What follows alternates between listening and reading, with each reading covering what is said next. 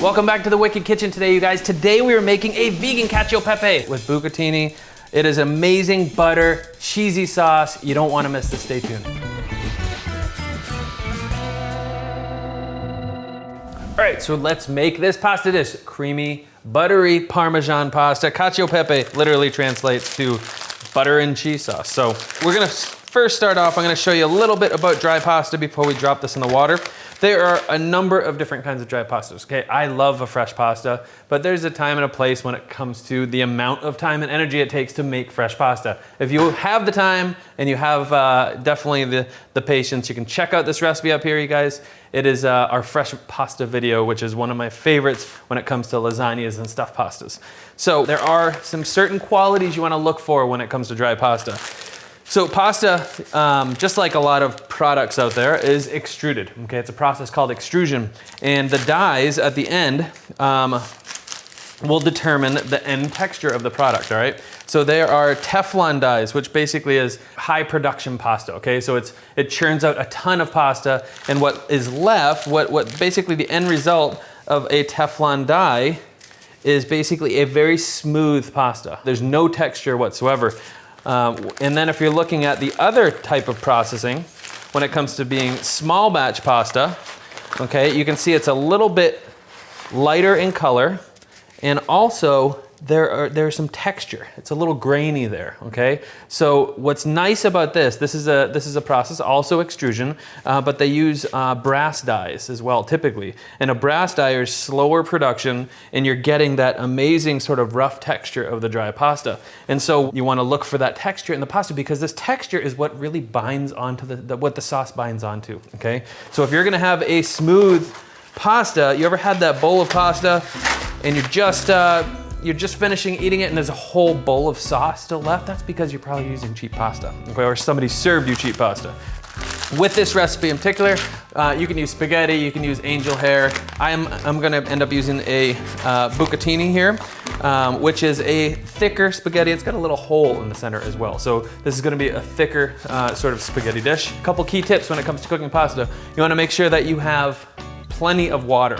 I think one of the challenges that people have when it comes to cooking pasta, where it sticks and all that, is because you don't have enough water for it to actually move around. So per pound of pasta, I would do probably about anywhere from 5 to 7 quarts of water. So I wanna make sure I have a high-sided straight pot, plenty of water, and then I like to season the water. When I say season, it is, adding a few tablespoons of sea salt to it, or salt, okay?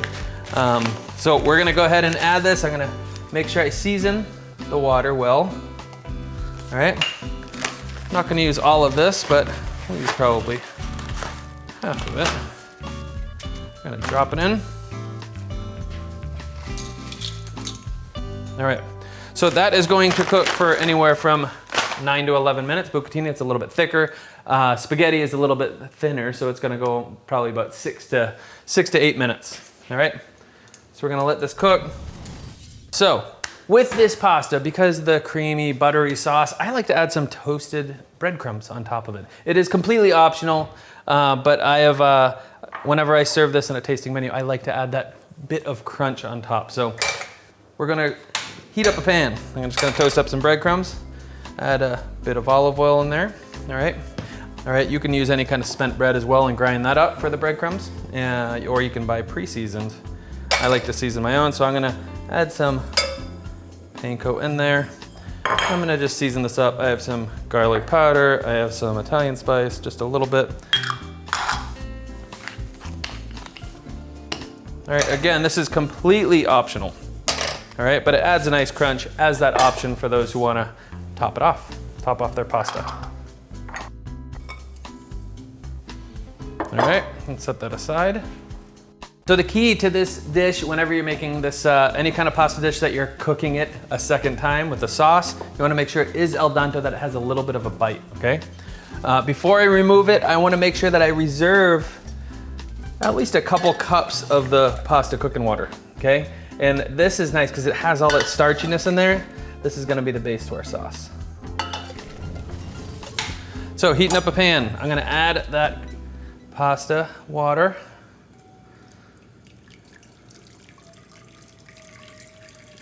Okay.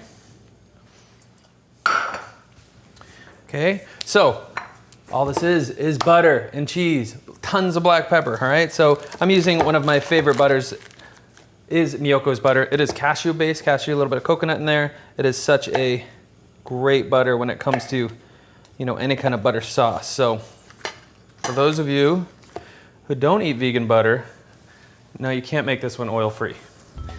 Not this dish in particular. So I'm just gonna add some butter in there, melt that up, get that simmering.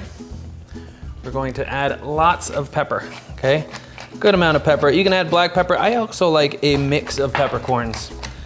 Some pink peppercorn, some white peppercorn, mostly black, but this one is just black. Okay, have some sea salt, some flake sea salt in there. Not too much because we're gonna add parm, all right? So I'm gonna bring that, make sure all that butter is melted. That is looking nice. We're gonna let that cook. I'm going to add some vegan parm. There's a couple of vegan parms on the market. This one is Follow Your Heart. It's one of my favorites as well. Okay, I'm gonna reduce that down to a medium. All right, so we got that bucatini here.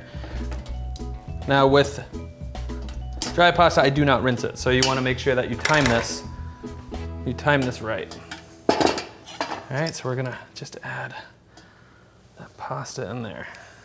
Sweet, so nice. One of my favorite ways to showcase pasta. If I'm doing any kind of like a Parmesan, like a chicken Parmesan, tofu Parmesan, you know, mushroom Parmesan, anything like that, I will serve it with a side of Cacio Pepe, and it is so nice. So I'm gonna let that simmer down. Gonna hit it with a little bit of powdered Parmesan at the end. You can just use the same one, but this powdered Parmesan also gives it a nice finishing creaminess. All right, so that's gonna reduce very quickly. It's just gonna cover that pasta. Oh, it just smells so good. Need some more black pepper. Visually, you can tell.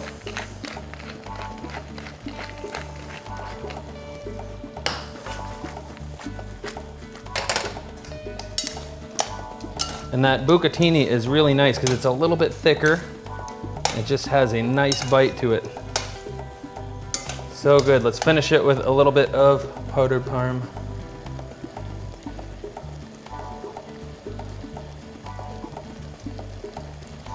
Okay, remove that from the heat. All right, this is nice. And there you have it, you guys. A Cacio Pepe. Look at how creamy that sauce is. All that is butter, some of that starchy water, some vegan parm. All right, let's plate this up. Let's make sure we get a hefty portion.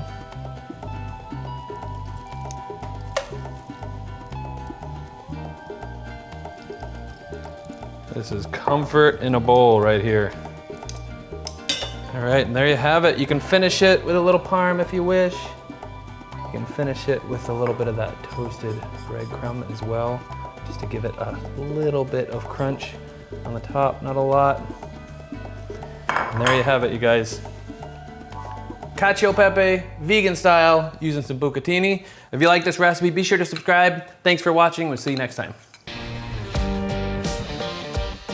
This pasta is an amazing side dish or standalone main, you guys.